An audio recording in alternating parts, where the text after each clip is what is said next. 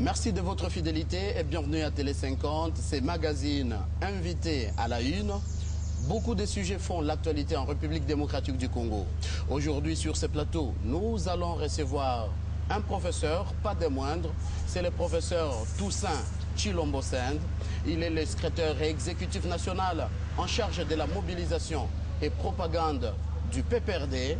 Et dans quelques jours, les élections approchent. Nous allons en parler avec lui dans un instant.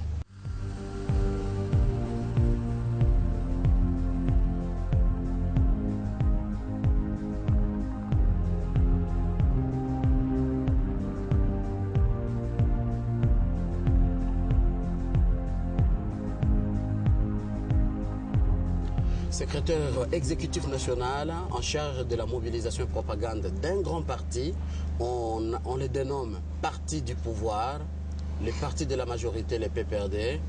Êtes-vous sûr de remporter ces élections? Nous sommes à quelques jours de 28 à novembre.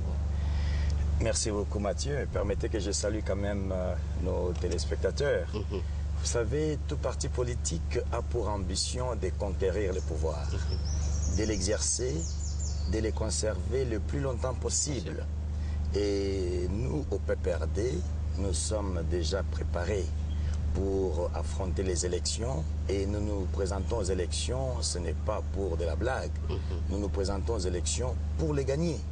D'abord, faire gagner notre candidat à l'élection présidentielle, donc Joseph Kabila Kabange, qui est l'initiateur de notre parti, et aussi avoir le plus de sièges possible à la chambre basse du Parlement, de telle sorte à ce que nous ne puissions plus avoir des justifications à donner à notre peuple pour l'accomplissement et l'aboutissement de la vision de notre initiateur, qui est cette vision des 5 chantiers. Ça, c'est une vision générale que vous émettez. Parlons un peu de la mobilisation et propagande. Oui. Apparemment, les députés nationaux, anciens députés nationaux de la majorité présidentielle, surtout ceux du PPRD, n'ont pas vraiment vent de pourpre à la base. Ils ne s'attendent plus avec la base. Ça se passe bien la mobilisation sur le terrain. Écoutez, ça c'est une situation qui se présente à différents niveaux. Il y a bien sûr une partie de certains élus qui ont eu une rupture avec leur base. Donc une fois élus, ils sont partis pour ne jamais revenir. Mais il y a les inconditionnels qui sont attachés, enracinés à leur base. Donc, chaque fois que l'occasion se présente, ils sont auprès de ceux qui les ont élus parce qu'ils savent que le mandat qu'ils détiennent n'est pas leur mandat, c'est un mandat du peuple, c'est un mandat des militants, c'est un mandat de la base. Et de temps en temps, ils rentrent pour poser des actions, pour rendre compte. Ça, ce sont les vrais élus. Par contre, il y a ceux, malheureusement, comme dans toutes les sociétés, qui n'ont pas réellement compris de quoi il s'agissait. Une fois élus, ils se disent, bon, moi j'ai mon compte et puis je pars. Ils oublient que 5 ans après, il faut venir encore solliciter au souverain primaire. Donc, c'est une leçon que nous apprenons nous tous, puisque la démocratie, nous l'apprenons au jour le jour. Et les méandres de la démocratie, il faut les découvrir pour bien les maîtriser et afin de se conserver. On vous connaît quelqu'un trop du centre, on dirait du sud à est, mais très souvent on vous voit, vous êtes à l'est, vous allez battre campagne dans des zones montagneuses très difficiles. On vous voit à Fizi et à Baraka, c'est pas n'importe quel politicien qui foule ses pieds là-bas. Qu'est-ce qui vous motive dans la mobilisation et propagande d'un parti comme le PPRD? Bon, vous venez de le dire, j'ai en charge cette mobilisation et propagande de mon parti. Et lorsque les instances supérieures de mon parti décident à ce que je puisse aller quelque part, je ne discute pas.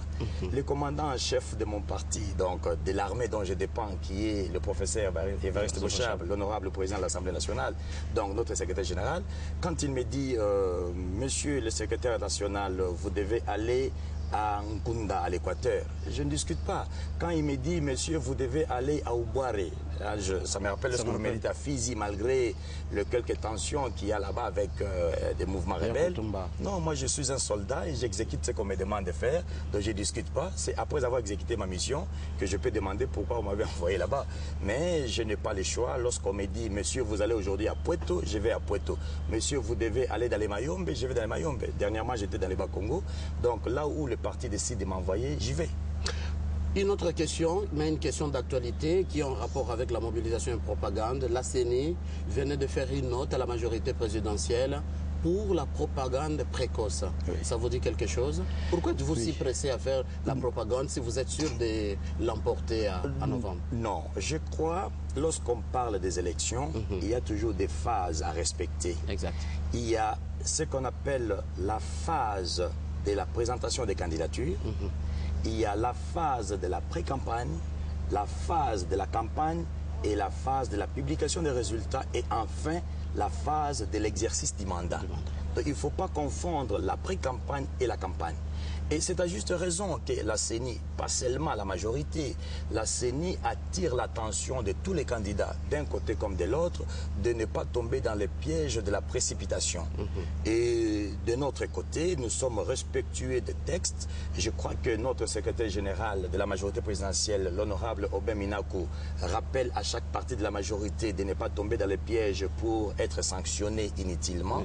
Donc on ne se précipite pas, nous sommes lucides et nous savons que ces élections, nous allons les gagner. Et vous verrez, de notre côté, nous ne sommes pas inquiets, nous ne sommes pas stressés, nous ne préparons pas nos bases à une contestation. D'ailleurs, nous préparons nos bases à une victoire. Mais soyons aussi humbles, même si nous savons que nous allons les gagner, nous ne devons pas être trop gesticulants. Non, donc soyons rassurants. Un autre parti, mais de l'opposition pas des moindres, c'est des leaders Étienne Tshisekedi, qui vous accuse. On a accusé plutôt la majorité présidentielle, mais on voit devant les juges, c'est les PPRD qui se présentent. Et l'UDPS qui demande d'invalider certaines de vos candidatures. Oui. Qu'est-ce que vous en dites? D'abord, je suis content que cette fois-ci l'UDPS prenne part aux élections générales, puisqu'il y a l'élection présidentielle, la députation nationale et ce qui suivra. Donc, ceci prouve à suffisance que la démocratie est ancrée dans le peuple congolais. Ceci prouve par rapport au reste du monde qui déclarait toujours que la démocratie n'existe pas au Congo. Et voici encore une preuve que la démocratie existe puisque le parti dont vous venez de parler, avec son leader, reproche, c'est son droit, que la majorité a fait ceci, que la majorité a fait cela. Nous sommes même devant le cours des tribunaux. Et vous voulez savoir pourquoi c'est le PPRD. Mais vous savez, dans l'ensemble, lorsqu'on parle de la majorité, le premier parti qui saute aux yeux, on voit toujours le PPRD. Donc c'est tout à fait normal. Nous avons une cohésion entre nous au niveau de la majorité présidentielle, même si c'est le PPRD qui se présente, mais nous devons tous savoir que la majorité est derrière le PPRD. Invalider, ça c'est à la justice. Je ne peux pas commenter une décision de justice qui n'est pas prise d'ailleurs. Et ce sont les accusateurs qui doivent prouver. Donc, on ne peut pas dire aujourd'hui qu'ils ont accusé à tort ou à raison, mais ils doivent prouver le pourquoi ils accusent. Il y a des textes de loi qui sont là, mais qui laissent assez que le magistrat, le juge puisse se prononcer par rapport aux textes qui sont là. Et nous ne voyons pas pourquoi ils se gesticulent. Vous trouverez que la préparation à la contestation se fait de n'importe comment. Si on n'arrive pas à reculer la date des élections, on accuse la CENI. Si on n'accuse pas la CENI, on accuse la majorité des doublons. Si on n'accuse pas les doublons, on parle des serveurs. Donc finalement, nous allons des coqs à l'âne. On est devenu comme des rouquets, on saute à tout moment. Ce qui explique que l'essentiel, c'est de repousser ces élections. Mais nous, au niveau de la majorité présidentielle, nous, au niveau du PPRD, nous sommes prêts et nous irons aux élections le 28 novembre 2011. Je n'affirme pas, mais vous avez réussi à fragiliser plusieurs partis politiques à l'absence de leurs leaders. Mais une question qui a trait à la propagande de mobilisation. Vous avez eu à perdre un des leaders de votre parti, du PPRD, ancien président de l'Assemblée nationale. Pourquoi son absence vous dérange ces temps? Oh, je ne pense pas que l'absence de notre ancien secrétaire général nous dérange. Non, il a fait un choix qui est le sien, il assume, nous aussi nous assumons. Il a créé son parti, il a préféré basculer, aller du côté de l'opposition. Nous, nous sommes restés constants. Vous savez, dans la vie, il faut savoir être constant. Il faut savoir être loyal et être fidèle. Ça finit toujours par payer. La traîtrise et la lâcheté ne payent jamais.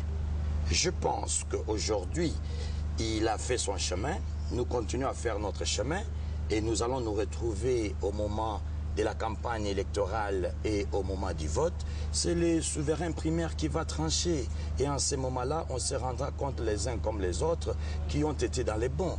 Donc, je crois, vous aurez remarqué que chez nous, nous sommes restés lucides, sereins, et nous préparons à aller aux élections. Face à vous, vous avez un candidat, bien sûr, pas des moindres. Il a un bilan à présenter, Joseph Kabila. Mais face à lui, Vital Kamerhe, pas aussi des moindres populaires à l'Est.